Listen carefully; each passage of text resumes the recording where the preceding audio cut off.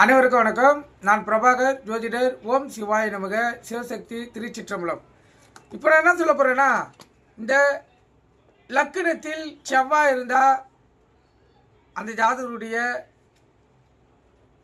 அமைப்பு எப்படி இருக்க சொல்கிறேன், கற்றுக்கொண்டு பயன்படுங்க. லக்கணத்தில் செவ்வாய் என்றால் அந்த ஜாதகர் கோபமுடையவராக இருப்பார். கோபத்தால் முகம் சிவக்கும். பித்த சரீரமுடையவர். சில சமயம் மிருதுவான இனிய சொல்லும், சில சமயம் விசித்திரமாக பேச்சும் அவர் பேசக்கூடிய வாய்ப்பு அவர்கிட்ட இருக்கும். பரந்த தேகமோ அதிக இரத்தம் உடலில் உள்ளவராகவோ எல்லாரையும் கேலியும் கிண்டலும் ஏவலும் செய்யும் குணமுடையவராகவும் அந்த ஜாதகர் இருப்பார்.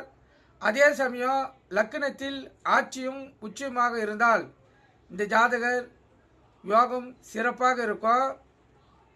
அதுவோ லக்கணத்தில் இருக்கக்கூடிய செவ்வாவை குரு பார்த்துவிட்டால் அளவு கிடையாத யோகத்தை இந்த ஜாதகரால் பெற முடியும்.